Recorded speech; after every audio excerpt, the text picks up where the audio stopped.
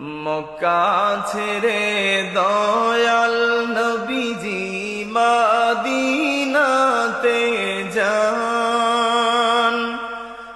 মক্কা ছেড়ে দয়াল নবীজি মদিনাতে যান।